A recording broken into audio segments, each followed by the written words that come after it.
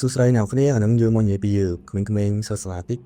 ដែលតទៅនឹងការរៀនមកពួកវាអញ្ចឹងណាក្មេងសម័យនេះការពង្យល់ការបង្រៀនបដៅទូមានព្រៀនបដៅទៅវាមិនស្ដាប់ពេលសម័យនេះនោះ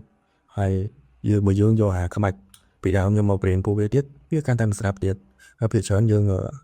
អាចទៅ focus ទៅលើពួកវាខ្លាំងយើងហត់ផងអីផងតែពួកអាក្មេងៗនោះវាមិនស្ដាប់អីពួកនេះអាខ្ចាស់ក្បាយយើងធំហើយនេះព្រៀនក៏មិនស្ដាប់ដែរពួកហ្នឹងពួកគេធំឡើងជាមួយនឹងទូរស័ព្ទអញ្ចឹងត្រូវការប្រព័ន្ធបច្ចេកវិទ្យាព្រៀនពួកវាច្រើនអញ្ចឹងក្មេងសម័យឥឡូវចូលចិត្តមើលវីដេអូណាយើងត្រូវជ្រើសរើសមើលតែវីដេអូណាដែលមានចំណេះដឹងមានការអប់រំយើងចុចឲ្យវាមើលចឹងទៅ आज मेरे बच्चों को 3 बॉक्स में रिजर्व बैंक ऑफ इंडिया लिखने के चैलेंज दिया। पहले बच्चे ने आते ही 500 लिख दिया, दूसरे बच्चे ने बॉक्सेस में រៀនពួកវាតាមការលេងហ្គេមឬក៏ឆ្លើយសំណួរហើយយើងបានលើកទឹកចិត្តពួកវាឬឲ្យរង្វាន់ឲ្យអីចឹងទៅ